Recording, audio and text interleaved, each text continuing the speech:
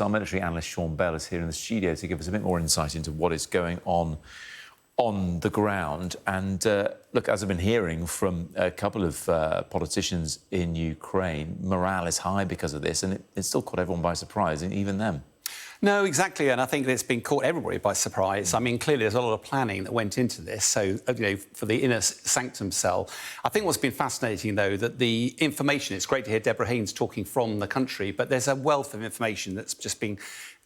social media is going absolutely mad at the moment, but very little of this is based on fact. We understand that, all of this started on Tuesday, but President Zelensky's just tweeted, literally just about an hour ago, for the first time we've seen a formal engagement on this. He's talked about three things. Basically, that there have been dozens of attacks down the Donbass region, but his forces are repelling them and in control. Secondly, he talks about the exchange fund has been replenished. What he means by that is that the Ukrainians have captured so many Russian soldiers now that they are in a much better place in order to do prisoner exchanges. And the third one, he says, that they're working actively on a new support package of weapons. I suspect that's because whilst the approval process in principle in America it approves a sort of an envelope of aid, they actually try and tailor it to the specific phase of the operation. I'm pretty confident that the last lot of aid would not have expected this sort of incursion. Therefore, there'll be different sorts of weapons in there. But ever since that Tuesday, when just 1,000 soldiers went in, 20 tanks and the like, as we can see, the incursion of Kursk, the reason it was unexpected, all the fighting is down off the bottom right of the map, down there at all. It culminated in the blowing of a bridge, which was near Klishkovo, there. A pretty spectacular strike by Ukraine. The video footage shows a bomb going in, and you can just see the bomb coming in the bottom left of the bridge there.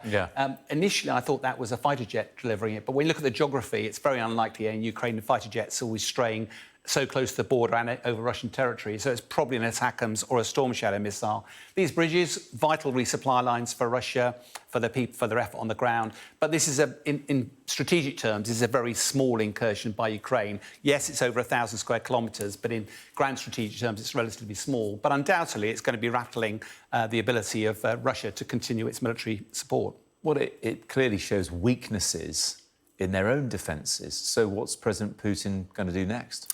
One of the challenges, I suspect, is when Ukraine went in, I'd be really surprised if they expected to get so far so quickly.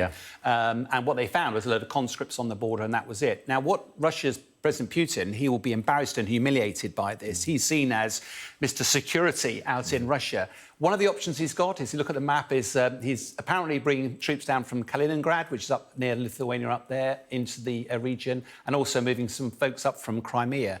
That's a long way to go, as you pointed out before, but also just getting any tanks or materiel, equipment, it's a hell of a long way to go. Also, they're not battle-hardened troops, and the Ukrainian forces involved are. That will give Ukraine a significant advantage. The other option, of course, he does is he takes away troops from the front line. President Putin takes them away from the front line and moves them up to deal with that. Would be a ruthless way of dealing with it, but of course that will ease pressure on the front line at the moment. Now, what appears to happen at the moment is Putin's trying to play both. He's putting pressure on the Donbass, throwing some troops up there. But the danger is over 120,000 people, we've heard reports up to 200,000 Russians have been evacuated. They will spread the message into Russia that President Putin is not in control.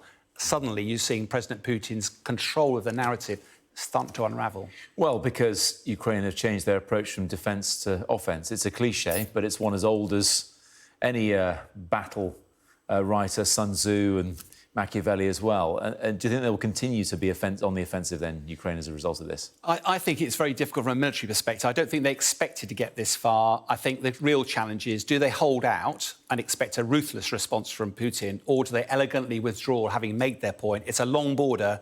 Putin will be left asking, where next? Thank you very much indeed, Sean.